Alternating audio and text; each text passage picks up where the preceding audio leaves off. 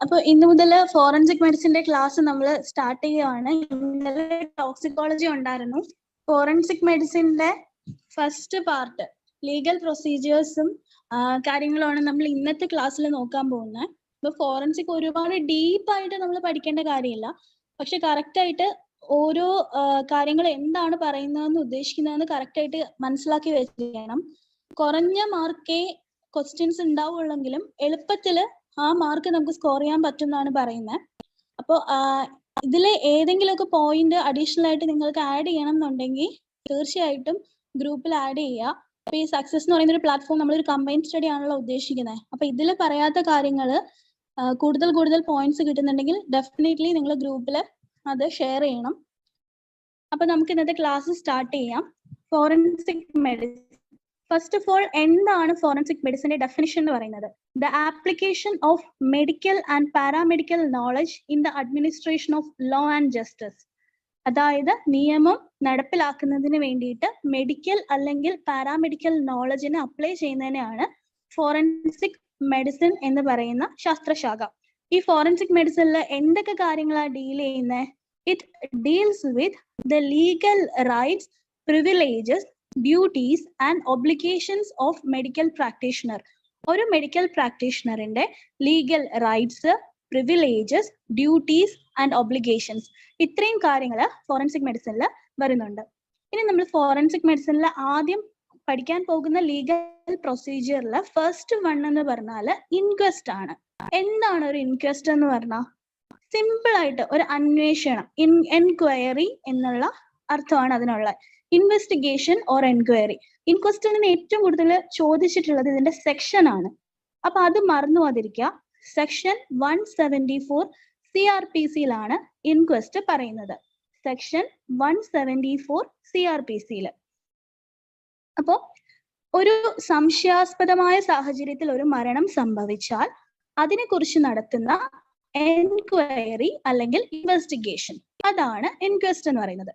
Investigations or enquiry into the cause of death where death has occurred in a suspicious circumstances. In India, ഇന്ത്യയില് inquest നടത്തുന്ന common ആയിട്ട് നടത്തുന്നത് ആരാണെന്ന് ചോദിച്ചാൽ ഒരു പോലീസ് സ്റ്റേഷനിലെ ഓഫീസർ ഇൻചാർജ് ആരാണോ അവരായിരിക്കും. ഇതൊരു തവണത്തെ ക്വസ്റ്റ്യൻ ആയിരുന്നു കേട്ടോ. ഇന്ത്യയില് കോമൺ ആയിട്ട് ഇൻക്വസ്റ്റ് നടത്തുന്നത് ആരാണ്? In India, most commonly the officer in charge of A police station conduct the inquest. അപ്പോൾ ഇൻക്വസ്റ്റിന്റെ സെക്ഷൻ മറന്നു പോകരുത്. 174 CRPC-യിലാണ് ഇൻക്വസ്റ്റിനെ കുറിച്ച് പറയുന്നത്. ഇനി പ്രധാനമായിട്ടും രണ്ട് ടൈപ്പ് ഇൻക്വസ്റ്റ് വരുന്നുണ്ട്. പോലീസ് ഇൻക്വസ്റ്റും മജിസ്ട്രേറ്റ് ഇൻക്വസ്റ്റും. പോലീസ് ഇൻക്വസ്റ്റ് CRPC 174-ലാണ് പറയുന്നത്. പോലീസ് ഇൻക്വസ്റ്റ് ഏതൊക്കെ സാഹചര്യങ്ങളിലായിരിക്കും നടക്കുന്നത്? ഒരു ആത്മഹത്യ അല്ലെങ്കിൽ ഒരു കൊലപാതകം, ഒരു അപകട മരണം, അല്ലെങ്കിൽ സംശയാസ്പദമായ സാഹചര്യത്തിലുള്ള ഒരു മരണം സംഭവിച്ചു കഴിഞ്ഞാൽ പോലീസ് ഇൻക്വസ്റ്റ് ഉണ്ടാവും. Case of suicide, homicide or accidental death or death in A suspicious circumstances. ഇനി മജിസ്ട്രേറ്റ് ഇൻക്വസ്റ്റ്. അവിടെ വരുമ്പോഴത്തേക്കും സെക്ഷൻ മാറുന്നു. സെക്ഷൻ ഏതാവുന്നു? 176 CRPC ആയിരുന്നു. പോലീസ് ഇൻക്വസ്റ്റിന് 174 ആയിരുന്നെങ്കിൽ മജിസ്ട്രേറ്റ് ഇൻക്വസ്റ്റ് ആവുമ്പോൾ 176 CRPC-യിലേക്ക് പോണു. അപ്പോൾ മജിസ്ട്രേറ്റ് നേരിട്ട് ഇൻക്വസ്റ്റ് നടത്തുന്ന കേസുകൾ ഏതൊക്കെയെന്ന് ചോദിച്ചാല് പോലീസ് കസ്റ്റഡി മരണങ്ങളിലും അതുപോലെ വിവാഹത്തിന് ശേഷം 7 വർഷത്തിനുള്ളിൽ വൈഫ് മരിക്കുകയാണ്, അതിപ്പോ സൂയിസൈഡ് ആണെങ്കിൽ കൂടി മജിസ്ട്രേറ്റ് ഡയറക്റ്റ് ഇൻക്വസ്റ്റ് ആയിരിക്കും നടത്തുക. In case of A death in A police custody or death of A house wife within 7 years of marriage if it is a suicide. കിട്ടിയല്ലോ. ഇനി അടുത്തത് കൊറോണേഴ്സ് ഇൻക്വസ്റ്റ്. ഈ കൊറോണേഴ്സ് ഇൻക്വസ്റ്റ് എന്ന് പറയുന്ന സംഭവം ഒരു കൊറോണർ കോർട്ടിൽ വെച്ച് നടത്തുന്ന ചെറിയൊരു എൻക്വയറി മാത്രമാണ്. ഇത് ആക്ച്വലി മുംബൈയിലാണ് നടത്തിയിട്ടുണ്ടായിരുന്നത്, പക്ഷെ ഇപ്പൊ എവിടെയും നടത്തുന്നില്ല കേട്ടോ. അപ്പൊ എവിടെയായിരുന്നു മുമ്പ് കൊറോണേഴ്സ് ഇൻക്വസ്റ്റ് നടത്തിയിട്ടുണ്ടായിരുന്നത്? മുംബൈയിലായിരുന്നു. ഇപ്പൊ അത് നടത്തുന്നില്ല. ഈ കൊറോണേഴ്സ് കോർട്ടിൽ ജസ്റ്റ് ഒരു എൻക്വയറി മാത്രമാണ് അവിടെ നടത്തുന്നത്. അവിടെ ശരിക്കും അക്യൂസ്ഡ് ആയിട്ടുള്ള ഒരാള് ഉണ്ടാവണമെന്നുള്ള ഒരു നിർബന്ധവും ഇല്ല. Accused need not to be present during the trial. അതുപോലെ കൊറോണർക്ക് എന്തെങ്കിലും ഒരു ശിക്ഷ നടപ്പാക്കാനോ ഒരു പണിഷ്മെന്റ് കൊടുക്കാനോ ഒന്നുമുള്ള ഒരു അധികാരവും ഉണ്ടായിരിക്കില്ല. Coroner has no power to impose fine or punish the accused. കിട്ടിയല്ലോ. അപ്പൊ ഇത്രയാണ് ഇൻക്വസ്റ്റിൽ വരുന്ന ബേസിക് ആയിട്ടുള്ള കാര്യങ്ങൾ. ഇനി നമ്മൾ അടുത്ത സബ്നിയ ഓർ സമൻസിലേക്ക് പോവാണ്. അപ്പൊ ഇത് ഭയങ്കര കൺഫ്യൂസിംഗ് ആയിട്ട് ചോദിക്കാൻ സാധ്യതയുള്ളത് ഇൻക്വസ്റ്റിന്റെ സെക്ഷൻ വന്നിട്ട് CRPC 174 ആണെങ്കിൽ സമൻസിന്റെ സെക്ഷൻ വന്നിട്ട് IPC 174 ആണ്. CRPC മാറി IPC ആവുന്നു. അപ്പം SI എന്ന് ഓർത്തിരുന്നാൽ മതി. S for summons, I for IPC. അപ്പൊ SI ആണ് സബ്നിയ എന്ന് പറഞ്ഞു കഴിഞ്ഞാൽ സെക്ഷൻ 174 IPC-യിലാണ് പറയുന്നത്. സബ്നിയ ഓർ സമൻസ് എന്ന് പറഞ്ഞു കഴിഞ്ഞാൽ എന്താ, ഒരു ഡോക്യുമെന്റ് എവിഡൻസ് കൊടുക്കാൻ വേണ്ടിയിട്ട് ഒരു വിറ്റ്നസിനോട്, ഒരു സാക്ഷിയോട് കോടതിയിൽ ഹാജരാവാൻ പറയുന്ന ഒരു ഡോക്യുമെന്റിനെയാണ് നമ്മൾ സബ്നിയ ഓർ സമൻസ് എന്ന് പറയുന്നത്. It is A document compelling the attendance of a witness in a court of law under penalty on a particular day, time and place for the purpose of giving evidence.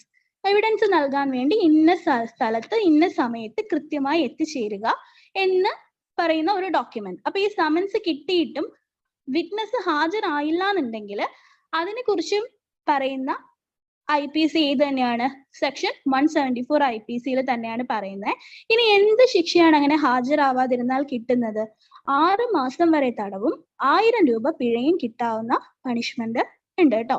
Punishment up to 6 months or 1000 rupees fine or both. ഇനി conduct money എന്ന് പറയുന്ന ഒരു term നമ്മൾ പഠിക്കണം. എന്താ ഈ conduct മണി? അതായത് civil കേസുകളിൽ, ക്രിമിനൽ കേസസ് അല്ല, അത് പ്രത്യേകിച്ച് നോട്ട് ചെയ്യുക. സിവിൽ കേസുകളിൽ വിറ്റ്നസിന് സമൻസ് കിട്ടി, അപ്പോ കോടതിയിൽ എത്തിച്ചേരാൻ വേണ്ടുന്ന ട്രാവലിംഗ് അലവൻസ്, ആ എക്സ്പെൻസ് ആര് കൊടുക്കും? കോടതി കൊടുക്കും. അതിനെയാണ്, ആ കൊടുക്കുന്ന പൈസയ്ക്ക് പറയുന്ന പേരാണ് കണ്ടക്ട് മണി എന്നുള്ളത്. Conduct money is the fee offered or paid to a witness in a civil case at the time of serving summons to meet expenses towards attending the court. കിട്ടിയല്ലോ. ഇവിടുത്തെ ഇമ്പോർട്ടന്റ് പോയിന്റ് എന്താണ്? Criminal cases no fee is paid to the witness. Criminal case ആണെങ്കിൽ വിറ്റ്നസിന് conduct മണി ഉണ്ടാവില്ല. Civil കേസിൽ മാത്രമേ conduct മണി ഉണ്ടാവുള്ളൂ. Okay അല്ലേ? ഇപ്പൊ ഇൻക്വസ്റ്റ് ആയി, സമൻസ് ആയി. ഓക്കെ, ഇനി നെക്സ്റ്റ് ഒഫൻസ് ആണ്. ഒഫൻസുകൾ പ്രധാനമായിട്ടും കോഗ്നിസബിൾ ഒഫൻസസും ഉണ്ട്, നോൺ കോഗ്നിസബിൾ ഒഫൻസസും ഉണ്ട്. ഈ കോഗ്നിസബിൾ ഒഫൻസുകളെ കുറിച്ച് പറയുന്നത് CRPC-യുടെ ഫസ്റ്റ് ഷെഡ്യൂളിലാണ്. അതിലിങ്ങനെ ലിസ്റ്റ് ചെയ്ത് വെച്ചിട്ടുണ്ട് ഏതൊക്കെയാണ് കോഗ്നിസബിൾ ആയിട്ടുള്ള ഒഫൻസുകൾ എന്ന്. അപ്പോ അതില് അങ്ങനെ ഒരു കുറ്റകൃത്യം നടന്നാൽ ആ കുറ്റം ചെയ്ത ആളിനെ അറസ്റ്റ് ചെയ്യാനായിട്ട് പോലീസിന് വാറന്റിന്റെ ആവശ്യമില്ല. മനസ്സിലായോ? വാറന്റിന്റെ ആവശ്യമില്ലാത്ത കുറ്റകൃത്യങ്ങൾ, അതിനെയാണ് കോഗ്നിസബിൾ ഒഫൻസ് എന്ന് പറയുന്നത്.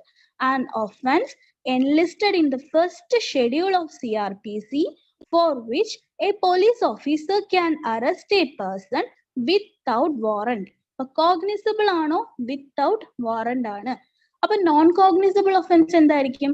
ആ CRPC-യുടെ ഫസ്റ്റ് ഷെഡ്യൂളിൽ പറയാത്ത എന്തൊക്കെ ഒഫൻസ് ഉണ്ടോ ബാക്കി എല്ലാം ഏതിൽ വരും?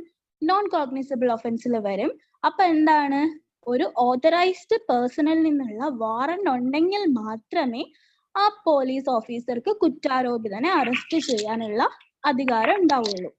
നോൺ കോഗ്നിസബിൾ ഒഫൻസ് എന്ന് പറഞ്ഞാൽ offences not enlisted as cognizable are non-cognizable offenses in which cases for the arrest of the accused a warrant must be issued by the authorized person. Cognizable offense ആണെങ്കിൽ warrant വേണം, non cognizable offence ആണെങ്കിൽ warrant വേണ്ട, non cognizable ആണെങ്കിൽ authorised പേഴ്സണിൽ നിന്നുള്ള warrant വേണം. Okay, ഇനി next കേസുകൾ. നമ്മൾ കുറെ നേരമായില്ലേ ക്രിമിനൽ കേസ്, സിവിൽ കേസ് എന്ന് പറയുന്നു. ഇനി ഇത് എന്തൊക്കെയാണ്? ക്രിമിനൽ കേസ് എന്താണ്? സിവിൽ കേസ് എന്താണ്? സിവിൽ കേസ് എന്ന് പറഞ്ഞു കഴിഞ്ഞാൽ relating to dispute between two parties, അതായത് രണ്ട് പാർട്ടികൾ തമ്മിൽ നടക്കുന്ന വഴക്കുകളാണ്, അല്ലെ തർക്കങ്ങളാണ്. അതായത് ഇപ്പൊ നമ്മൾ സ്വത്ത് തർക്കം, അല്ലെങ്കിൽ ഇപ്പൊ കടം കൊടുത്തു അത് തിരിച്ചു തരുന്നില്ല, അങ്ങനെയൊക്കെയുള്ള കുറ്റകൃത്യങ്ങൾ ഉണ്ടല്ലോ. അതൊക്കെയാണ് സിവിൽ കേസിൽ പറയുക. അവിടെ എന്ന് വെച്ചാൽ ഒരു ഒഫൻസ്, അവിടെ ഒരു കുറ്റം അവിടെ നടന്നു എന്ന് പറയാൻ പറ്റില്ല. അതുകൊണ്ട് തന്നെ എന്ത് കൊടുക്കാൻ പറ്റില്ല, നമുക്കൊരു പണിഷ്മെന്റിനുള്ള പ്രൊവിഷൻ അവിടെ ഇല്ല. ഓക്കെ. ഇനി വാറന്റ് കേസ് എന്ന് പറഞ്ഞാൽ എന്താണ്? അതായത് തൂക്കിക്കൊല്ലുവാനോ അല്ലെങ്കിൽ ജീവപര്യന്തം വിധിക്കുവാനോ അല്ലെങ്കിൽ 2 വർഷത്തിന് മുകളിലേക്ക് ശിക്ഷ വിധിക്കുവാൻ തക്കവണ്ണമുള്ള കുറ്റകൃത്യങ്ങളെയാണ് നമ്മൾ എന്തെന്ന് പറയുന്നത്? വാറന്റ് കേസ് എന്ന് പറയുന്നത്. Warrant case means offense is punishable with death, life imprisonment or imprisonment for more than 2 years. Summons case എന്ന് പറഞ്ഞാൽ എന്താണ്? Summons case എന്ന് പറഞ്ഞാൽ cases are not warrant cases. അതായത് വാറന്റ് ഒന്നും വേണ്ട. അതുപോലെ തന്നെ കൂടിപ്പോയാൽ 2 വർഷം അത്രയും വരെ ശിക്ഷ വിധിക്കാനുള്ളൊരു അതുണ്ടാവുള്ളൂ കേട്ടോ. സമൻസ് കേസ് എന്ന് പറഞ്ഞാൽ ഇംപ്രിസൺമെന്റ് അപ് ടു 2 years വരെ. ഇനി നമുക്ക് കോടതികളിലേക്ക് വരാം. പല ടൈപ്പ് കോടതികൾ. അപ്പൊ നമുക്ക് മുകളിൽ നിന്ന് തന്നെ സ്റ്റാർട്ട് ചെയ്യാം. സുപ്രീം കോടതി. സുപ്രീം കോടതി എന്ന് പറയുമ്പോൾ deals with both civil and criminal cases. Civil കേസും നോക്കും, ക്രിമിനൽ കേസും നോക്കും. പക്ഷെ ക്രിമിനൽ കേസ് ആണെങ്കിൽ only appellate section. Appellate section എന്ന് പറഞ്ഞാൽ അപ്പീൽ വരുന്ന ക്രിമിനൽ കേസുകൾ മാത്രമായിരിക്കും ഡീൽ ചെയ്യുക. അതായത് ഹൈക്കോർട്ടിൽ നിന്ന് അപ്പീൽ കിട്ടി വരുന്ന കേസുകളാണ് സുപ്രീം കോടതിയിൽ ഡീൽ ചെയ്യുന്നത്. അപ്പോൾ ഇന്ത്യൻ പീനൽ കോഡിൽ പറയുന്ന ഏത് ശിക്ഷ വിധിക്കാനുള്ള അധികാരവും ആർക്കുണ്ട്? സുപ്രീം കോടതിക്കുണ്ട്. It can award any punishment provided in the IPC. It can sustain or alter the punishment approved forwarded by the High Court. ഇനി ഹൈക്കോർട്ട് വിധിച്ച ശിക്ഷയെ നിലനിർത്താനോ അല്ലെങ്കിൽ അതിനെ മാറ്റി മറ്റു ശിക്ഷ കൊടുക്കാനോ ഒക്കെ ഉള്ള അധികാരം ആർക്കുണ്ടാവും? സുപ്രീം കോടതിക്ക് ഉണ്ടാവും. ഹൈക്കോർട്ട് എന്ന് പറഞ്ഞാൽ എന്താണ്? ക്രിമിനൽ കേസുകൾക്ക് വേണ്ടിയിട്ടാണ് ഉള്ളത്. Usually most of the high court have an appellate section. എല്ലാ ഹൈക്കോടതികൾക്കും ഒരു അപ്പലേറ്റ് സെക്ഷൻ ഉണ്ടാവും. It can award any punishment provided by the IPC. IPC പറയുന്ന ഏത് ശിക്ഷയും കൊടുക്കാനുള്ള അധികാരം ഹൈക്കോടതിക്ക് ഉണ്ടാവും. അതുപോലെ criminal കേസസിൽ when a lower court award death sentence, the high court has to confirm it before execution. അതായത് ഹൈക്കോടതിക്ക് താഴെയുള്ള ഒരു കോർട്ട് ഒരു കേസിൽ വധശിക്ഷ വിധിച്ചെന്നിരിക്കട്ടെ, അത് ഹൈക്കോടതി അംഗീകരിച്ചാൽ മാത്രമേ നടപ്പാക്കാൻ പറ്റുള്ളൂ. കിട്ടിയല്ലോ. അപ്പൊ വധശിക്ഷ താഴെയുള്ള കോടതികൾ വിധിച്ചാൽ ഹൈക്കോടതിയുടെ അംഗീകാരം കിട്ടാതെ അത് നടപ്പാക്കാൻ പറ്റില്ല. ആരുടെയോ മൈക്ക് ഓൺ ആണോ ഒന്ന് നോക്കണേ. ഇനി അടുത്തത് sessions court or session judge. The power of session courts and additional session courts are same. Session കോർട്ടിന്റെയും അഡീഷണൽ സെഷൻ കോർട്ടിന്റെയും പവറുകളൊക്കെ സെയിം തന്നെയാണ്. നിയമം അനുശാസിക്കുന്ന ഏത് ശിക്ഷയും കൊടുക്കുവാനുള്ള പവർ ആർക്കുണ്ട്? സെഷൻ കോർട്ടിനും സെഷൻ ജഡ്ജിനും ഉണ്ട്. പക്ഷേ ഇപ്പോൾ ഒരു വധശിക്ഷ വിധിച്ചാൽ അത് നമ്മൾ നേരത്തെ പറഞ്ഞ പോലെ ഹൈക്കോടതിയുടെ അംഗീകാരം കിട്ടിയതിന് ശേഷം മാത്രമേ നടപ്പിലാക്കാൻ പറ്റുള്ളൂ. കിട്ടിയല്ലോ. അസിസ്റ്റന്റ് സെഷൻസ് കോർട്ട് എന്ന് പറഞ്ഞാൽ they can award any punishment provided by the law except death sentence, sentence of life imprisonment or imprisonment for a period exceeding 10 years. അതായത് അവർക്ക് അസിസ്റ്റന്റ് സെഷൻസ് കോർട്ട് ആണെങ്കിൽ വധശിക്ഷ വിധിക്കാനോ ജീവപര്യന്തം വിധിക്കാനോ അല്ല 10 വർഷത്തിന് മേലെയുള്ള ശിക്ഷകളൊന്നും കൊടുക്കാൻ പറ്റില്ല. 10 വർഷം വരെയുള്ള ശിക്ഷകൾ കൊടുക്കാൻ പറ്റുന്ന കോടതിയാണ് അസിസ്റ്റന്റ് സെഷൻ കോർട്ട് എന്ന് പറഞ്ഞാല്. ഓക്കെ. ഇനി 3 മജിസ്ട്രേറ്റുകൾ നമ്മൾ പഠിക്കുന്നുണ്ട്. Chief judicial magistrate, first class judicial magistrate, second class judicial magistrate. അപ്പൊ ഇവർക്ക് കൊടുക്കാൻ പറ്റുന്ന ശിക്ഷകൾ ഇമ്പോർട്ടന്റ് ആണ്. അതാണ് ഈ കോടതികളിൽ ഏറ്റവും പ്രധാനമായിട്ട് പഠിച്ചു വെക്കേണ്ടത്. ഇപ്പൊ ചീഫ് ജുഡീഷ്യൽ മജിസ്ട്രേറ്റ് ആണെങ്കിൽ they have power to award imprisonment for up to 7 years. 7 വർഷം വരെയുള്ള തടവ് വിധിക്കാൻ ചീഫ് ജുഡീഷ്യൽ മജിസ്ട്രേറ്റിന് പവർ ഉണ്ട്. ഫസ്റ്റ് ക്ലാസ് ജുഡീഷ്യൽ മജിസ്ട്രേറ്റ് ആകുമ്പോൾ 3 വർഷം വരെ തടവും 5000 രൂപ പിഴയും വിധിക്കാനുള്ള പവർ ഉണ്ട്. സെക്കൻഡ് ക്ലാസ് ജുഡീഷ്യൽ മജിസ്ട്രേറ്റ് ആകുമ്പോൾ 1 വർഷം തടവും 1000 രൂപയും. ഓക്കെ. ചീഫ് ജുഡീഷ്യൽ മജിസ്ട്രേറ്റ് ആണെങ്കിൽ 7 years, ഫസ്റ്റ് ക്ലാസ് ആണെങ്കിൽ 3 years imprisonment and 5000 rupees fine. Second class judicial magistrate ആണെങ്കിൽ 1 year imprisonment and fine up to ₹1000. കിട്ടിയല്ലോ. ഇനി നമ്മൾ വിറ്റ്നസ്സുകളിലേക്ക് പോവുകയാണ്. വിറ്റ്നസ് എന്ന് പറഞ്ഞാൽ പ്രധാനമായിട്ടും 3 ടൈപ്പ് വിറ്റ്നസ്സുകളുണ്ട്.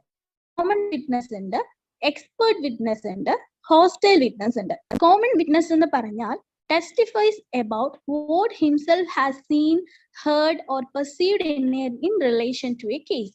ഒരു കുറ്റം നടന്നു, അതിൽ ഞാൻ ഇന്നത് കണ്ടു, അല്ലെങ്കിൽ ഇന്നത് കേട്ടു, അല്ലെങ്കിൽ ഇന്നത് എനിക്കറിയാമെന്ന് പറയുന്ന വിറ്റ്നസ്, അതാണ് അറിയാവുന്ന ഒരാൾ, അയാളാണ് കോമൺ വിറ്റ്നസ് എന്ന് പറയുന്നത്.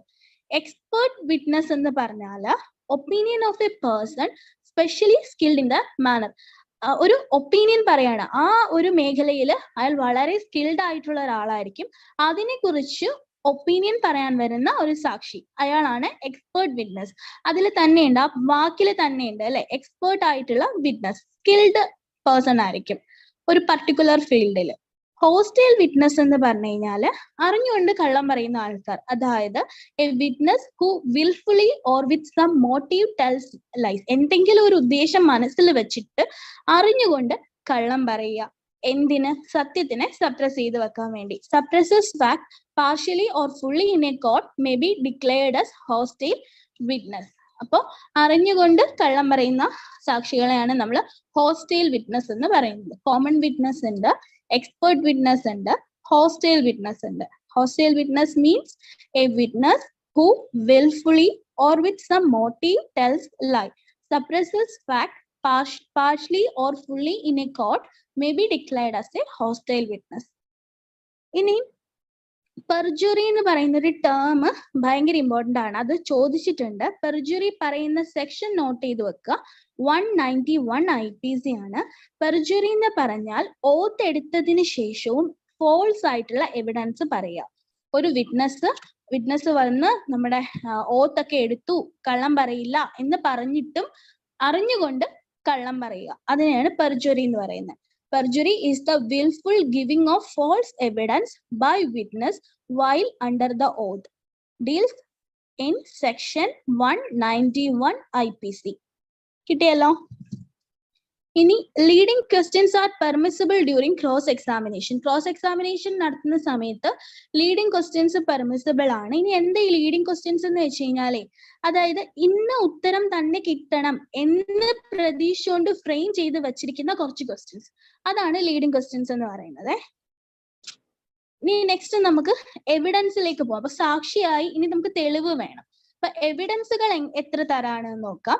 എവിഡൻസ് എന്ന് പറഞ്ഞാൽ ഓറൽ എവിഡൻസ് ഉണ്ട്, ഡോക്യുമെന്ററി എവിഡൻസ് ഉണ്ട്. ഓറൽ എന്ന് പറയുമ്പോൾ statement to be made before a court by a witness in relation to matter of fact under enquiry.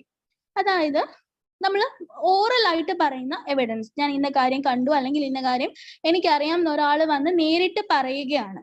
അപ്പൊ statement to be made before a court, ഒരു കോടതിക്ക് മുന്നിൽ കൊടുക്കുന്ന സ്റ്റേറ്റ്മെന്റ്, അതാണ് ഓറൽ വിറ്റ്നസ് എന്ന് പറയുന്നത്. ഡോക്യുമെന്ററി എന്ന് പറഞ്ഞാൽ ഇറ്റ്സ് എ ഡോക്യുമെന്റ് ആണ്, ഒരു document produced for the inspection of court. ഒരു കോർട്ടിൽ അതിന് ഇൻസ്പെക്ഷന് വേണ്ടിയിട്ട് സബ്മിറ്റ് ചെയ്യുന്ന എന്തെങ്കിലും ഒരു ഡോക്യുമെന്റ്, അതാണ് ഡോക്യുമെന്ററി എവിഡൻസ് എന്ന് പറയുന്നത്. ഇനി കോർപ്പസ് ഡെലിക്റ്റേ എന്ന് പറയുന്നൊരു ടേം ഉണ്ട്. കോർപ്പസ് ഡെലിക്റ്റേ എന്ന് പറഞ്ഞു കഴിഞ്ഞാൽ a dead body findings on which suggest that some illegal or criminal act has occurred. അപ്പോൾ ഒരു ഡെഡ് ബോഡി നമ്മൾ പരിശോധിക്കുന്ന സമയത്ത് ആ ബോഡിയിൽ നിന്ന് തന്നെ നമുക്ക് കുറച്ച് എവിഡൻസ് കിട്ടുകയാണ്, ആ ബോഡിയിൽ എന്തൊക്കെയോ ഇല്ലീഗൽ ആയിട്ടുള്ള ക്രിമിനൽ ആക്ഷൻസ് നടന്നു എന്നുള്ള തെളിവുകൾ ആ ഡെഡ് ബോഡിയിൽ നിന്ന് തന്നെ കിട്ടുന്നു. അതിനെയാണ് നമ്മൾ കോർപ്പസ് ഡെലിക്റ്റൈ എന്ന് പറയുന്നത്. ഇനി നെക്സ്റ്റ് മെഡിക്കൽ എവിഡൻസ്. മെഡിക്കലിലേക്ക് വരുമ്പോൾ മെഡിക്കൽ എവിഡൻസിൽ ഒരു ഓറൽ എവിഡൻസ് കൊടുക്കുന്നത് ആരാണ്? ഡോക്ടറാണ്. ഒരു സമൻസ് കിട്ടി കഴിയുമ്പോൾ ഡോക്ടർ കോടതിയിൽ വന്നിട്ട് ഡോക്ടറിൻ്റെതായിട്ടുള്ള മൊഴി കൊടുക്കുന്നു, അതാണ് ഓറൽ എവിഡൻസ് എന്ന് പറയുന്നത്. ഡോക്യുമെന്ററി എവിഡൻസ് എന്ന് പറയുമ്പോൾ മെഡിക്കലി എന്തൊക്കെ വരാം? മെഡിക്കൽ സർട്ടിഫിക്കറ്റ്സ് വരാം, മെഡിക്കോ ലീഗൽ റിപ്പോർട്ട്സ് വരാം, ഡൈയിങ് ഡിക്ലറേഷൻ വരാം, ഡൈയിങ് ഡിസ്പോസിഷൻ വരാം. ഇതെല്ലാം മെഡിക്കലി ഉള്ള ഡോക്യുമെന്ററി എവിഡൻസുകളാണ്. അപ്പോൾ ഈ ഓറൽ എവിഡൻസും ഡോക്യുമെന്ററി എവിഡൻസും വെച്ച് നോക്കുമ്പോൾ ഓറൽ എവിഡൻസ് ആണ് കൂടുതൽ ഇമ്പോർട്ടന്റ് ആയിട്ടുള്ളത്. കാരണം ക്രോസ് എക്സാമിനേഷന് അവിടെ സ്കോപ്പ് ഉണ്ട്. ഒരിക്കലും ഡോക്യുമെന്ററിനെ പിന്നെ നമുക്ക് ക്രോസ് എക്സാമിൻ ചെയ്യാൻ പറ്റില്ല. അതുകൊണ്ട് oral evidence is more important than documentary evidence. ഇനി ഒരു ഡോക്ടറിനെ നമ്മൾ ഒരു കോമൺ വിറ്റ്നസ് ആയിട്ടും ഒരു എക്സ്പേർട്ട് വിറ്റ്നസ് ആയിട്ടും കൺസിഡർ ചെയ്യാറുണ്ട്. A medical man or doctor is considered as both an expert and a common witness. ഇനി ഡൈക്കോട്ടോമി എന്ന് പറയുന്ന ഒരു ടേം ഉണ്ട്. ഡൈക്കോട്ടോമി മീൻസ് ഫീ സ്പ്ലിറ്റിംഗ്. അതായത് ഇപ്പം ഒരു പേഷ്യന്റ് ഒരു ഡോക്ടറെ കാണാൻ വന്നു, ആ ഡോക്ടർ എന്ത് ചെയ്യുന്നു, കാശ് മേടിക്കുന്നു, എന്നിട്ട് വേറൊരു ഡോക്ടറിന്റെ അടുത്തേക്ക് റെഫർ ചെയ്യാണ്. എന്നിട്ട് ആ ഡോക്ടറിന്റെ കയ്യിൽ നിന്ന് ഈ ഡോക്ടർ റെഫർ ചെയ്തതിന് പൈസ മേടിക്കുന്നു.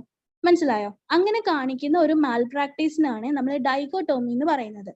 മീൻസ് ഫീ സ്പ്ലിറ്റിംഗ് ആണ് അവിടെ നടക്കുന്നത്. ഇനി നമ്മള് കൺസെന്റിലേക്ക് പോവാണ്.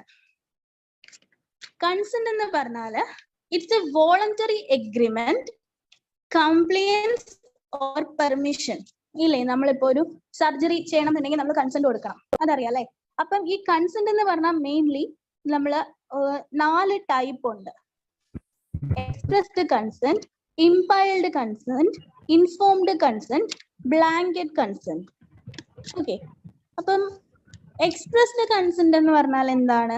Permission for something that is given specifically either verbally or writing. ഒന്നുകിൽ നമ്മൾ വാക്കുകൊണ്ടോ അല്ലെങ്കിൽ നമ്മൾ എഴുതി കൊടുക്കുകയാണ്, പെർമിഷൻ കൊടുക്കുകയാണ്, നിങ്ങൾ ഇത് ചെയ്തോളൂ എന്ന് നമ്മൾ വെർബലി കൊടുക്കുക അല്ലെങ്കിൽ എഴുതി കൊടുക്കുക. അതിനാണ് എക്സ്പ്രസ്ഡ് കൺസെന്റ് എന്ന് പറയുന്നത്. ഇംപൈൽഡ് കൺസെന്റ് എന്ന് പറഞ്ഞു കഴിഞ്ഞാൽ അസംഷൻ ഓഫ് പെർമിഷൻ, അതായത് നമ്മൾ പെർമിഷൻ കൊടുത്തു എന്നങ്ങ് അസ്യൂം ചെയ്യുകയാണ്. അതിനെയാണ് ഇംപൈൽഡ് കൺസെന്റ് എന്ന് പറയുന്നത്. ഇൻഫോംഡ് കൺസെന്റ് എന്ന് പറഞ്ഞാല് ഒരു പേഷ്യന്റിനെയും ബൈസ്റ്റാൻഡറിനെയും എന്ത് ചെയ്യുന്നു, ഈ ഒരു സർജറി അല്ലെ ഇന്നൊരു കാര്യം നടന്നു കഴിഞ്ഞാൽ ഇന്ന റിസ്ക് ഇതിനുണ്ട്, ഇന്ന ബെനിഫിറ്റ് ഇതിനുണ്ട് എന്ന് പ്രോപ്പർ ആയിട്ട് ഇൻഫോം ചെയ്തിട്ട് മേടിക്കുന്ന കൺസെന്റ് ആണ് ഇൻഫോംഡ് കൺസെന്റ് എന്ന് പറയുന്നത്. ഇനി ബ്ലാങ്കറ്റ് കൺസെന്റ് എന്ന് പറഞ്ഞാൽ എന്താണ്? ഒരിക്കൽ മാത്രമേ കൺസെന്റ് എടുക്കുകയുള്ളൂ. പക്ഷെ ആ കൺസെന്റ് എന്ന് പറഞ്ഞാൽ ഫ്യൂച്ചറിലേക്ക് ഇനി അതിന്റെ തുടർച്ചയായിട്ട് എന്തൊക്കെ വന്നോ അതിനെല്ലാം കൂടി ചേർത്തിട്ട് ആദ്യമേ ഒരു കൺസെന്റ് മേടിക്കുന്നു. അതിനെയാണ് ബ്ലാങ്കറ്റ് കൺസെന്റ് എന്ന് പറയുന്നത്. Given only once but covers any future use of the material. അതാണ് ബ്ലാങ്കറ്റ് കൺസെന്റ്. അപ്പൊ കൺസെന്റ് എന്ന് പറഞ്ഞാൽ ഒരു voluntary agreement or compliance or permission ആണ്. Mainly 4 type: expressed consent, implied consent, informed consent, blanket consent.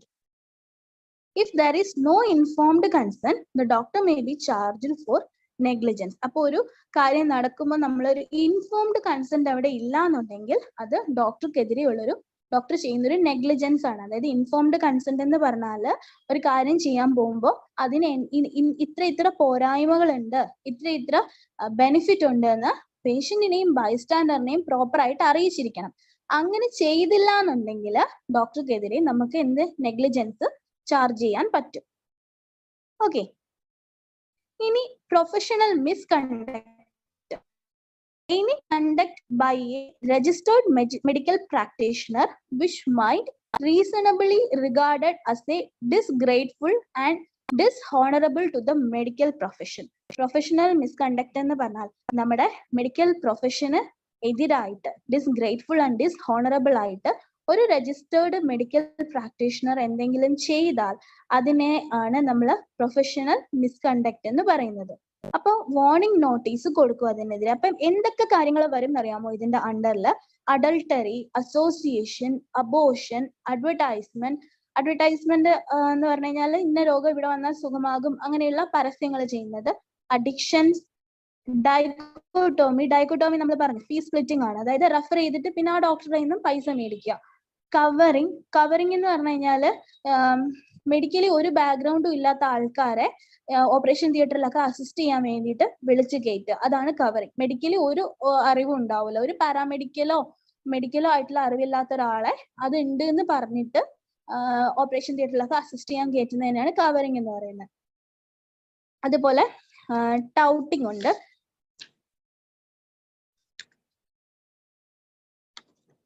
Then conviction by court of law issuing false certificate. Medical certificate ഒക്കെ false ആയിട്ടുള്ള certificate ഒക്കെ കൊടുക്കുക. ഇതെല്ലാം എന്തിൽ വരും? പ്രൊഫഷണൽ മിസ്കണ്ടക്റ്റിൽ വരുന്ന കാര്യങ്ങളാണ്. ദെൻ പ്രിവിലേജ്ഡ് കമ്മ്യൂണിക്കേഷൻ എന്ന് പറഞ്ഞാല് ഇപ്പോ നമ്മുടെ കോവിഡിന് എക്സാമ്പിൾ എടുക്കാം. കോവിഡ് വന്നു എന്നുള്ള കാര്യം, അപ്പൊ അത് ജനങ്ങളുടെ നന്മയ്ക്ക് വേണ്ടിയിട്ടും അതായത് ജനങ്ങളോടും അതുപോലെ തന്റെ മുകളിലത്തെ അധികാരികളോടും. ഇപ്പൊ ഇന്നൊരു കേസ് ഇവിടെ റിപ്പോർട്ട് ചെയ്താൽ ഫസ്റ്റ് ഓഫ് ഓൾ നമ്മൾ അത് മുകളിലത്തെ നമ്മുടെ ടോപ്പിലുള്ള ആൾക്കാരെ അറിയിക്കണം, ഇന്ന കേസ് ഇവിടെ റിപ്പോർട്ട് ചെയ്തിട്ടുണ്ട്. അതേസമയം തന്നെ ആ ഏരിയയിലുള്ള ആൾക്കാരെയും ബോധവൽക്കരിക്കുക. ഇന്ന ഒരു അസുഖം ഇങ്ങനെ വന്നിട്ടുണ്ട്, നിങ്ങൾ അത് അവെയർ ആയിരിക്കണം, അതിനെതിരെ ഇന്ന കാര്യങ്ങൾ ചെയ്യണം എന്ന് ഒരു കമ്മ്യൂണിക്കേഷൻ നടത്തുന്നത്, ഒരു ഇൻഫർമേഷൻ പാസ് ചെയ്യുന്നതിനെയാണ് നമ്മൾ പ്രിവിലേജ്ഡ് കമ്മ്യൂണിക്കേഷൻ എന്ന് പറയുന്നത്. It is a bona fide information to a concerned person or authority given by a doctor by virtue of his duty to protect the interest of the community or the society.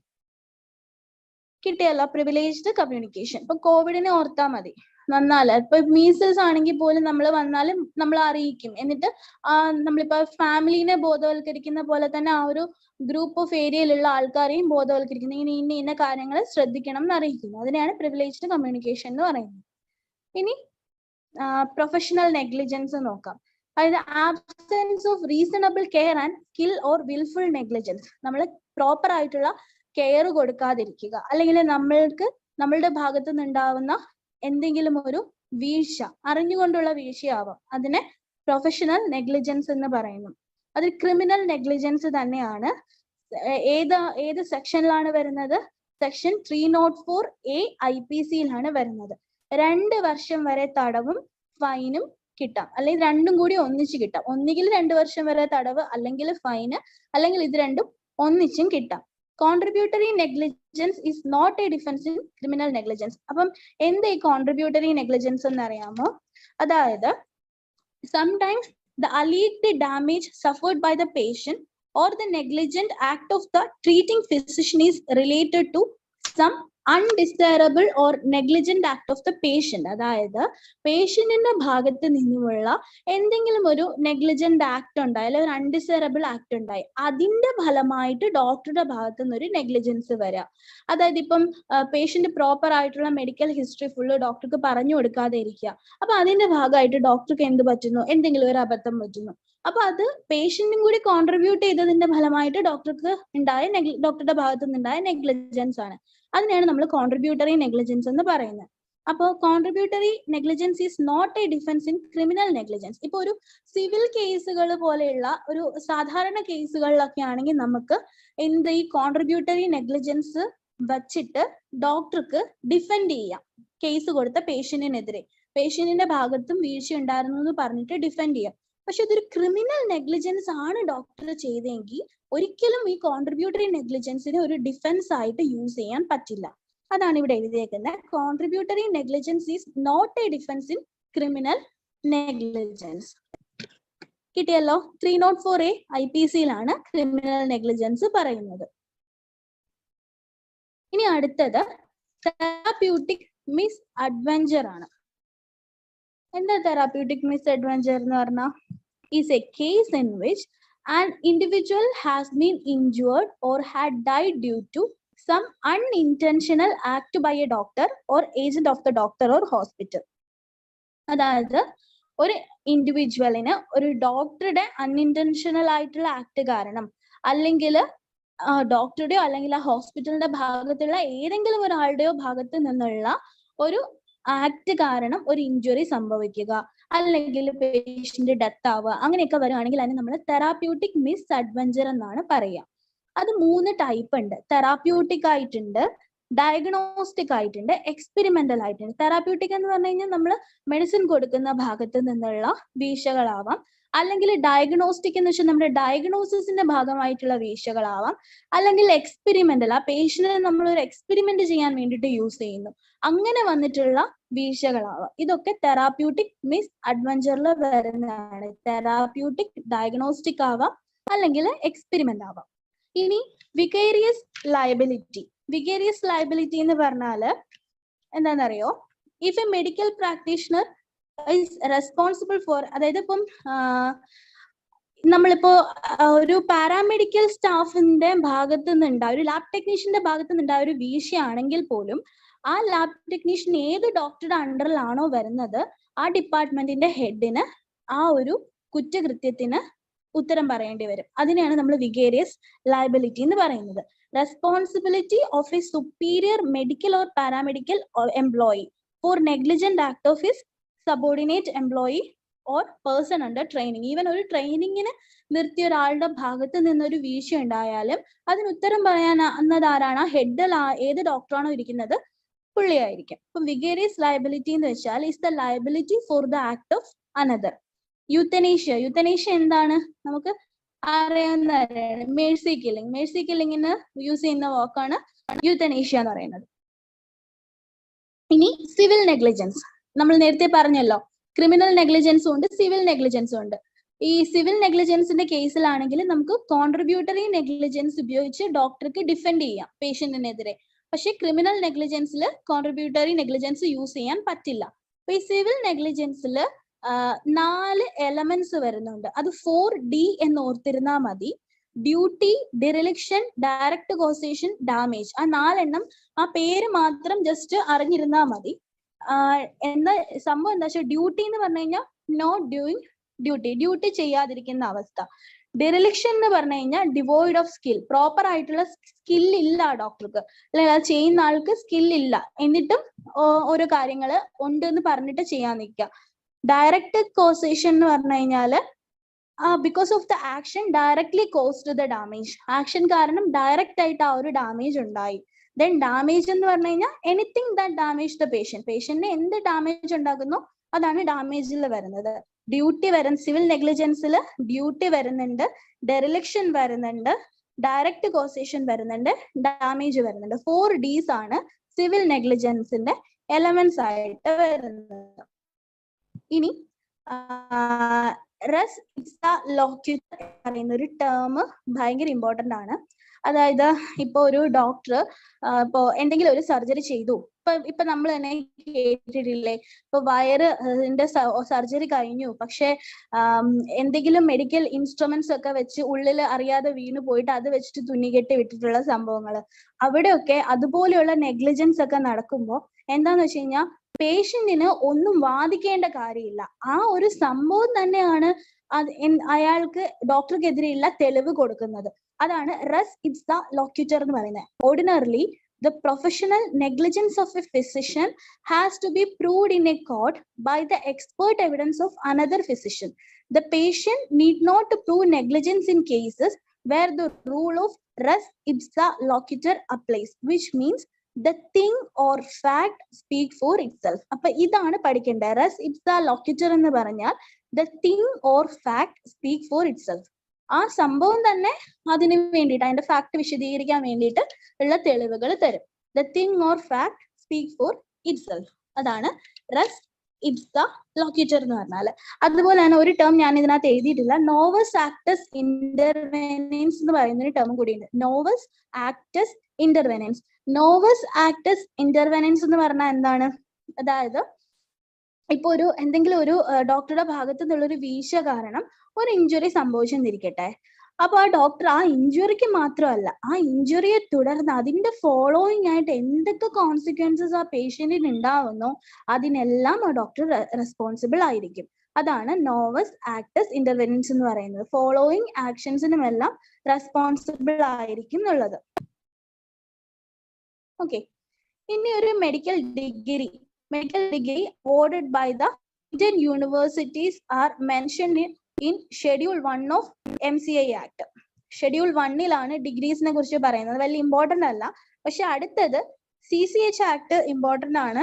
നമുക്കറിയാം CCH act കുറച്ചും കൂടി നമ്മൾ detailed ആയിട്ട് പഠിക്കുന്നുണ്ട്. ഇവിടെ ഇപ്പൊ നമ്മൾ main ആയിട്ട് ഇത്രേ ഓർത്തിരുന്നാൽ മതി. CCH ആക്ട് വന്ന വർഷം 1973 ആണ്. 19th December 1973. 3 ഷെഡ്യൂൾ ഉണ്ടെന്ന് ഓർത്തിരിക്കുക. അതിന്റെ ഫങ്ഷൻസ് എന്തൊക്കെയാ വരുന്നത്? Medical register, medical education, recognition of medical qualification, appeal against disciplinary action, warning notice four serious professional mistakes. ഇത്രയാണ് CCH ആക്ടിൽ വരുന്നത്.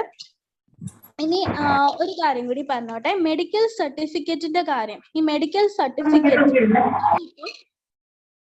തെറ്റായിട്ട് ഇഷ്യൂ ചെയ്തെന്നിരിക്കട്ടെ, നമ്മൾ വെറുതെ ഒരു മെഡിക്കൽ സർട്ടിഫിക്കറ്റ് കൊടുക്കുകയാണ്, അത് ജെനുവിൻ അല്ല എന്ന് അറിയുകയാണെങ്കിൽ അതിന് പണിഷ്മെന്റ് കൊടുക്കുന്ന സെക്ഷൻ ഏതാണെന്ന് വെച്ചാൽ 197 ആണ്. Punishable under section 197 IPC. അപ്പം മെഡിക്കൽ സർട്ടിഫിക്കറ്റ് നമുക്ക് ഉറപ്പില്ല എന്നുണ്ടെങ്കിൽ ഒരിക്കലും എന്ത് ചെയ്യാൻ പാടില്ല, അപ്പൊ നമ്മൾ ട്രീറ്റ് ചെയ്ത പേഷ്യന്റിനല്ലാതെ നമ്മൾ വെറുതെ മെഡിക്കൽ സർട്ടിഫിക്കറ്റ് കൊടുക്കാൻ പാടില്ല.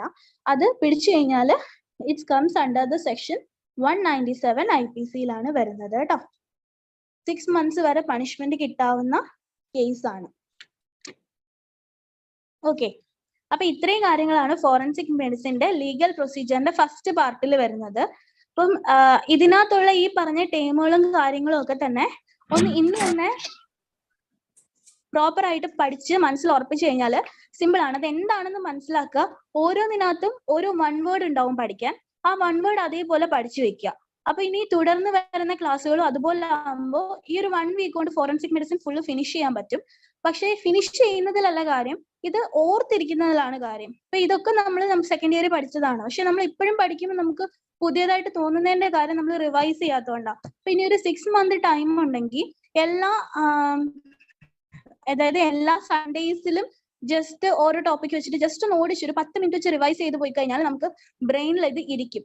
പിന്നെ സിമ്പിൾ ആയിരിക്കും, നമുക്കത് കിട്ടും എക്സാമിന്റെ സമയത്ത്. അല്ല ഇതിപ്പോ ഒരാഴ്ച കൊണ്ട് നമ്മൾ പഠിച്ച് തീർത്ത് അടച്ചു വെച്ചിട്ട് പിന്നെ പരീക്ഷയ്ക്ക് തൊട്ട് മുന്നേ നോക്കാന്ന് പറഞ്ഞു കഴിഞ്ഞാൽ അപ്പോഴും നമുക്കിത് പുതിയതായിട്ട് പഠിക്കുന്ന ഒരു ഫീലിംഗ് ആയിരിക്കും കിട്ടുക. അപ്പൊ പ്രോപ്പർ ആയിട്ട് റിവിഷൻ കൊടുത്തേ പറ്റുള്ളൂ. ഒരു മന്തിന്റെ ലാസ്റ്റ് ആണെങ്കിലും ശരി തന്നെ ഈ പഠിച്ച കാര്യങ്ങൾ ഏറ്റവും ബെനിഫിറ്റ് ആയിട്ട് വരുന്നത് ഇപ്പൊ നമ്മളിപ്പോ ഡിവൈഡ് ചെയ്തിട്ടാണ് FM പഠിക്കുന്നത്. ഇത് ഫസ്റ്റ് പാർട്ടാണ്. അപ്പം ഒരു മാസത്തിലെ ഫസ്റ്റ് സൺഡേയിൽ ഒരു 10 minute ഈ ആദ്യം പഠിച്ച ഈ സെക്ഷൻ ഒന്ന് റിവൈസ് ചെയ്യാൻ വേണ്ടി മാറ്റി വെക്കുക. സെക്കൻഡ് സൺഡേ വരുമ്പോൾ സെക്കൻഡ് പാർട്ട്, അങ്ങനെ എല്ലാം ഡിവൈഡ് ചെയ്ത് ഞായറാഴ്ച കംപ്ലീറ്റ് റിവിഷൻ എന്ന് പറഞ്ഞു വെച്ച് കഴിഞ്ഞാൽ നമ്മുടെ ബ്രെയിൻ അപ്പോഴും ഇത് പെട്ടെന്ന് ഓർക്കാൻ പറ്റും. മെറ്റീരിയൽ മേടിക്കുകയാണെങ്കിലും അങ്ങനെ തന്നെയാണ്, റിവിഷൻ കൊണ്ടേ കാര്യമുള്ളൂ. അപ്പോൾ അത് ഓർത്ത് വെക്കുക. അപ്പൊ ഇത്രയാണ് നമ്മള് ഫോറൻസിക് മെഡിസിനിൽ ഇന്ന് പഠിച്ച കാര്യങ്ങൾ. ജസ്റ്റ് ഒന്ന് ഓടിച്ചിട്ടൊന്ന് റിവൈസ് ചെയ്ത് നോക്കാം. ഫോറൻസിക് മെഡിസിന്റെ ഡെഫിനിഷൻ നമ്മൾ പഠിച്ചു, ഇൻക്വസ്റ്റ് നമ്മൾ പഠിച്ചു. ഇൻക്വസ്റ്റ് ഇന്ത്യയിൽ കോമൺ ആയിട്ട് ചെയ്യുന്നത് ആ പോലീസ് സ്റ്റേഷനിലെ ഓഫീസർ ഇൻചാർജ് ആയിരിക്കും എന്ന് നമ്മൾ പഠിച്ചു. സെക്ഷൻ വന്നിട്ട് 174 CRPC-യിലാണ് പറയുന്നത്. മജിസ്ട്രേറ്റ് ഇൻക്വസ്റ്റ് വരുമ്പോൾ 176 CRPC ആവുന്നു. അത് ഏതൊക്കെ കേസുകളിലാണെന്ന് ഓർത്തിരിക്കുക. കസ്റ്റഡി വേണം, അതേപോലെ സ്ത്രീധന പീഡനമെന്നോ അങ്ങനെ ഓർത്തിരിക്കുക. അതായത് കല്യാണം കഴിഞ്ഞ് 7 വർഷത്തിനുള്ളിൽ നടക്കുന്ന ഈവൻ സൂയിസൈഡ് ആണെങ്കിൽ പോലും മജിസ്ട്രേറ്റ് ഇൻക്വസ്റ്റ് ചെയ്യാം. കൊറോണസ് ഇൻക്വസ്റ്റ് ഇവിടെ അങ്ങും ഉള്ള കാര്യമല്ല, ബോംബെയിൽ മാത്രം ഉണ്ടായിരുന്ന ഒരു സ്ഥാനമാണ്. അത് ഇപ്പോ അത്രയ്ക്ക് അങ്ങോട്ട് ഇപ്പൊ അത് ചെയ്യുന്നേ ഇല്ല. കൊറോണർ കോർട്ട് എന്ന് വെച്ചാൽ ജസ്റ്റ് ഒരു എൻക്വയറി മാത്രമാണ് അവിടെ നടക്കുന്നത്. അക്യൂസ്ഡ് പോലും പ്രസന്റ് ആവേണ്ട കാര്യമില്ല, ഒരു ശിക്ഷ വിധിക്കാനുള്ള ഒരു പവറും ഇല്ല. അടുത്തത് സമൻസ്. സമൻസ് എന്ന് പറഞ്ഞാൽ ഏത് സെക്ഷനാണ്? തെറ്റിപ്പോകരുത്, SI നോർക്കുക. സമൻസ് ആണ്, IPC ആണ് വരുന്നത്. സെയിം 174 IPC-യിലാണ് വരുന്നത്. പിന്നെ ഇപ്പം അറ്റൻഡൻസ് അവിടെ സമൻസ് കിട്ടിയിട്ടും എത്തിയില്ല എന്നുണ്ടെങ്കിൽ 6 മാസം തടവും 1000 രൂപ പിഴയും കിട്ടുന്ന ശിക്ഷയാണ്. ദെൻ കണ്ടക്ട് മണി. കണ്ടക്ട് മണി എന്ന് പറയുമ്പോൾ അത് സിവിൽ കേസിൽ മാത്രം, അതാണ് അവിടുത്തെ പോയിന്റ്.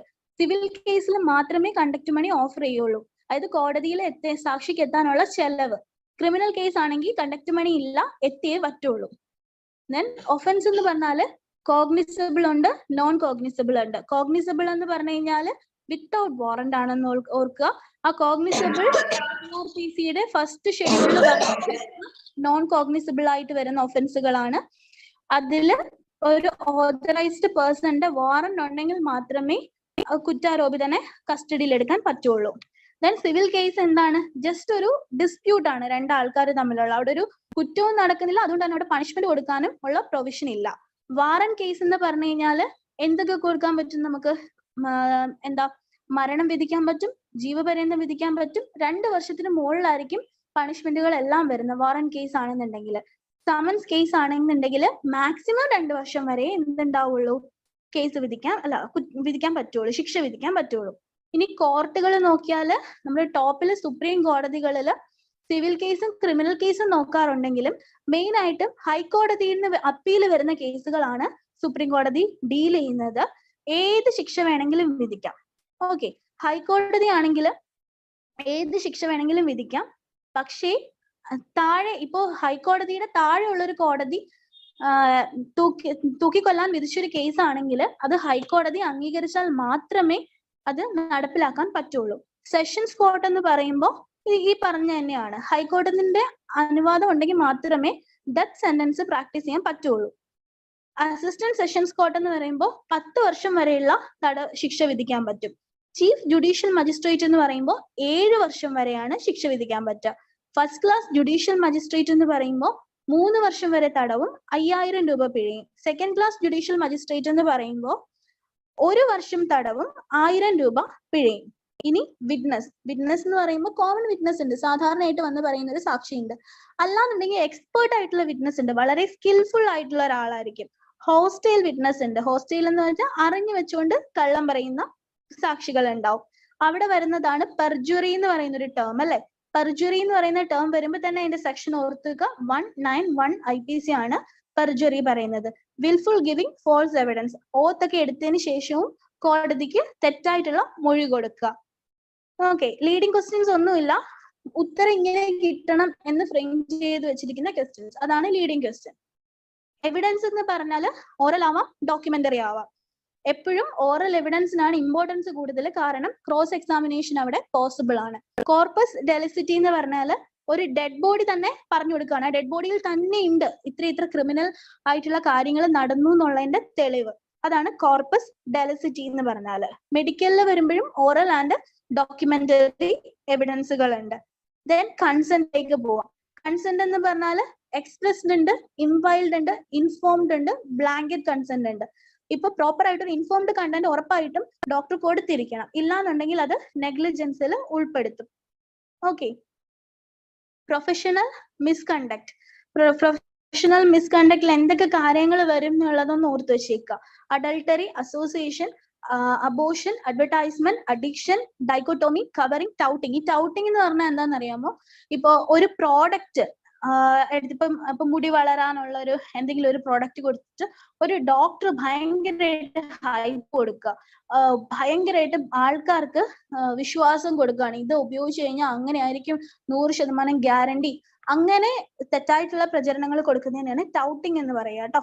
പിന്നീട് പ്രിവിലേജ്ഡ് കമ്മ്യൂണിക്കേഷൻ. ഒന്നുമില്ല, നമ്മൾ കോവിഡിനെ ഓർത്താൽ മതി, അതിനെ കുറിച്ചുള്ള അറിയിപ്പ് കൊടുക്കണം, മുകളിലുള്ളവർക്കും കൊടുക്കണം, ആ കമ്മ്യൂണിറ്റിയിലുള്ള ആൾക്കാർക്കും എന്തൊക്കെ കാര്യങ്ങൾ ശ്രദ്ധിക്കണം എന്ന് നമ്മൾ പറഞ്ഞു കൊടുക്കുകയാണ്. പിന്നെ ക്രിമിനൽ നെഗ്ലിജൻസിലേക്ക് വരുന്ന സെക്ഷൻ ഓർത്തേക്ക് 304 IPC-യിലാണ് വരുന്നത്. അപ്പൊ ക്രിമിനൽ നെഗ്ലിജൻസിൽ ഒരിക്കലും കോൺട്രിബ്യൂട്ടറി നെഗ്ലിജൻസ് ഉപയോഗിച്ച് നമുക്ക് ഡിഫെൻഡ് ചെയ്യാൻ പറ്റില്ല എന്ന് ഓർക്കുക. എന്തേ കോൺട്രിബ്യൂട്ടറി നെഗ്ലിജൻസ് എന്ന് പറഞ്ഞാൽ അവിടെ പേഷ്യന്റിന്റെ ഭാഗത്ത് നിന്ന് നെഗ്ലിജൻസ് ഉണ്ടായിട്ടുണ്ട്, അതുകൊണ്ടാണ് ഡോക്ടർക്ക് നെഗ്ലിജൻസ് ഉണ്ടായത്. ഓക്കെ, പക്ഷെ അത് സിവിൽ നെഗ്ലിജൻസിൽ കോൺട്രിബ്യൂട്ടറി നെഗ്ലിജൻസ് വെച്ച് നമുക്ക് ഡിഫെൻഡ് ചെയ്യാൻ പറ്റും. ക്രിമിനൽ നെഗ്ലിജൻസ് ആണെങ്കിൽ നമുക്കത് പറ്റത്തില്ല. തെറാപ്യൂട്ടിക് മിസ്അഡ്വഞ്ചർ 3 ടൈപ്പ് ഉണ്ട്.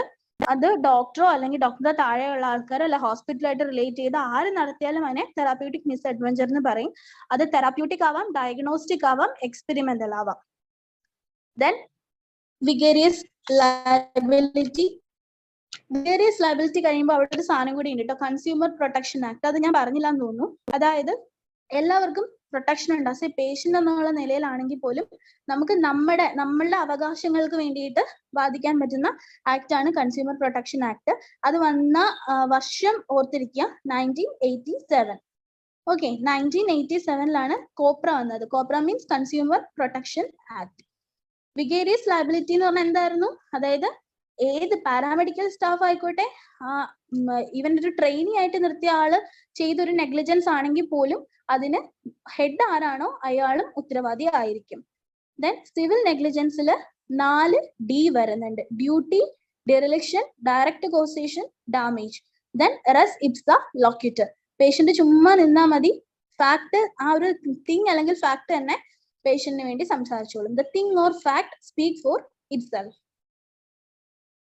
ഓക്കെ, നോവസ് ഇന്റർവീനിയൻസ് എന്ന് പറയുന്ന ഒരു ടേമും കൂടി ഉണ്ടായിരുന്നു. അതെന്ന് പറഞ്ഞാൽ ഫോളോയിങ് കോൺസിക്വൻസസിനും ഡോക്ടർ റെസ്പോൺസിബിൾ ആയിരിക്കും. പിന്നെ CCH ആക്ട് ഓർക്കുക. CCH ആക്ട് വന്ന വർഷം 1973 ആണ്. 19th December 1973. 3 ഷെഡ്യൂൾ ഉണ്ട്, ഷെഡ്യൂൾ 1, 2, 3. പിന്നെ അതിന്റെ ഫങ്ഷൻസ്. ഓക്കെ, ഇന്നത്തെ ക്ലാസ് ഇതോടുകൂടി കഴിഞ്ഞു. നമ്മൾ ഇനി ഇതിന്റെ കുറച്ചും കൂടി പാർട്ടുകളുണ്ട്. നാളെ നമ്മൾ നോക്കാൻ പോകുന്ന ഐഡന്റിഫിക്കേഷൻ ആണ്. ഐഡന്റിഫിക്കേഷൻ കഴിഞ്ഞിട്ട് കുറച്ചും കൂടി ലീഗൽ ആയിട്ടുള്ള കാര്യങ്ങൾ പറയാനുണ്ട്. അതിലേക്ക് നമുക്ക് തിരിച്ചു വരാം. എന്നിട്ട് പോസ്റ്റ്മോർട്ടം ചേഞ്ചസ് പഠിക്കാനുണ്ട്. ദെൻ പോസ്റ്റ്മോർട്ടം ചേഞ്ചസ് അത്യാവശ്യം വലിയൊരു ടോപ്പിക് ആണ്. കുറെ ക്വസ്റ്റ്യൻസ് നമുക്ക് അതിൽ നിന്ന് പ്രതീക്ഷിക്കാവുന്ന ഒരു ടോപ്പിക് ആണ്. അതും കൂടിയൊക്കെ ഏകദേശം കവർ ചെയ്യുമ്പോഴത്തേക്കും ഫോറൻസിക് ഒരുവിധം ആവും. സാർ ഓക്കെ, എന്തെങ്കിലും ഡിസ്കഷനോ ഡൗട്ട്സോ വല്ലതും ഉണ്ടോ? ഈ IPC CRPC ഒക്കെ എന്തുവാണെന്ന് അറിയാമല്ലോ. IPCയുടെ ഒക്കെ ഫുൾ ഫോം എല്ലാവർക്കും അറിയാമല്ലോ. Indian penal code, CRPC criminal procedure code. അതെ, അതിനകത്തുള്ള ടേംസ് ഡോക്ടർ പറഞ്ഞതൊക്കെ എല്ലാവരും ഓർക്കുന്നുണ്ടായിരിക്കും. ഡൈക്കോട്ടമി, ടോട്ടിസം ഒക്കെ ഓർക്കുന്നുണ്ടാവും. ഇതുപോലുള്ള ടേംസ് വേണമെങ്കിൽ വരാം. അപ്പോ എന്തെങ്കിലും ആഡ് ചെയ്യാനോ ഡിസ്കസ് ചെയ്യാനോ ഉണ്ടെങ്കിൽ ഇപ്പൊ പറയണം.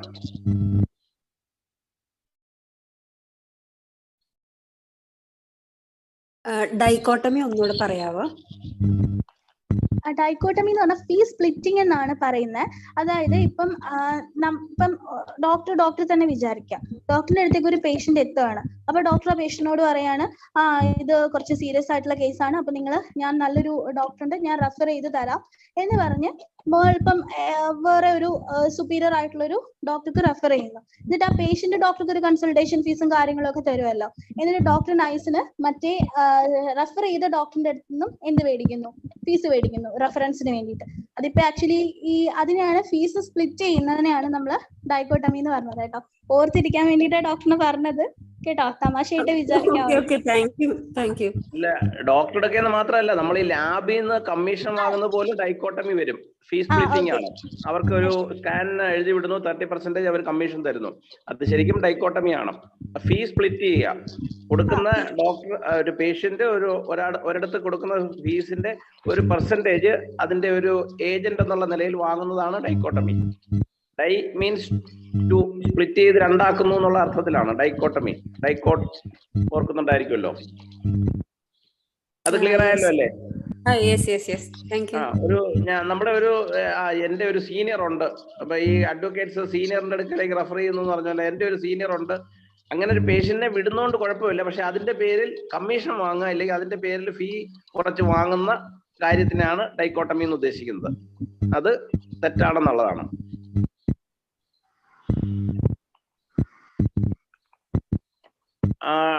ഡോക്ടേഴ്സ് എറ്റിക്വറ്റും പ്രൊഫഷണൽ മിസ്കണ്ടക്റ്റും ഒക്കെ പറഞ്ഞായിരുന്നോ? വരുന്നുണ്ട് സർ, വരത്തേ ഉള്ളൂ. ഓക്കെ,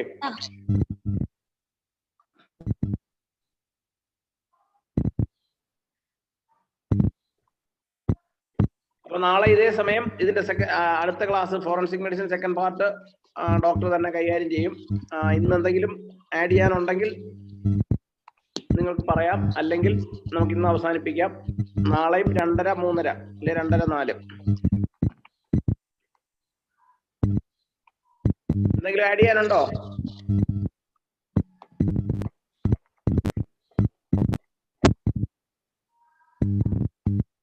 അപ്പൊ ഇന്നത്തേക്ക് വൈൻഡപ്പ് ചെയ്യാം അല്ലേ? ഇന്ന് അപ്പൊ ഞാൻ 6:30 ആമിന ഡോക്ടറെ ക്ലാസ് ഉണ്ടാകുമെന്ന് ഉദ്ദേശിച്ചിരുന്നു. അതാണ് ഞാൻ രാവിലെ 2 ടൈം ഗ്രൂപ്പിൽ ഇട്ടിരുന്നത്. പക്ഷെ ഇന്നുകൂടെ ആമിന ഡോക്ടർ ഉണ്ടാവില്ല. നമുക്ക് നാളെ മുതൽ ആമിന ഡോക്ടറുടെ ക്ലാസ്സിലേക്ക് പോവാം. മറ്റു ക്ലാസ്സുകളൊക്കെ റെഡിയായി വരുന്നുണ്ട്. പിന്നെ ഫാർമസിയും ഗൈനക്കോളജി അതുപോലുള്ള സബ്ജക്റ്റുകളും ഒക്കെ ക്ലാസ്സുകൾ റെഡിയായി വരുന്നുണ്ട്. ഞാനത് ടൈമൊക്കെ അറിയിക്കാം. അപ്പൊ എല്ലാവരും നമുക്ക് ഇന്നത്തെ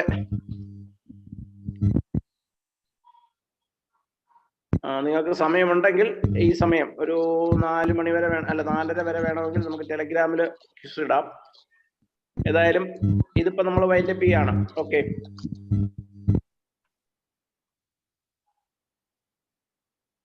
PPT ഷെയർ ചെയ്യും. PPT ഷെയർ ചെയ്യുമോ എന്ന് ചോദിച്ചിട്ടുണ്ട്. അത് തീർച്ചയായിട്ടും ഷെയർ ചെയ്യും. വേറെ മെസ്സേജസ് എന്തെങ്കിലും?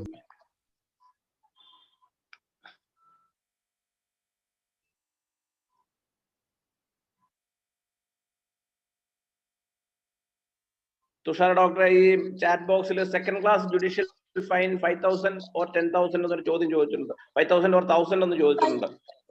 5,000 സർ. ഓക്കെ, ഞാൻ ചാറ്റ് ബോക്സിൽ കണ്ടതാണ്.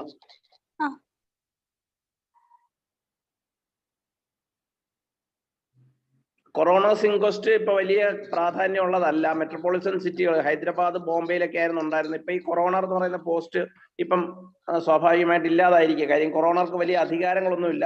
ഇൻക്വസ്റ്റ് നടത്താനുള്ള ഒരു അധികാരം മാത്രമേ ഉണ്ടായിരുന്നുള്ളൂ. ഇപ്പൊ അത് പൊതുവെ അങ്ങനെ ചോദിക്കാറുമില്ല. അതുകൊണ്ട് കൊറോണസ് ഇൻക്വസ്റ്റ് ചോദിക്കാറില്ല.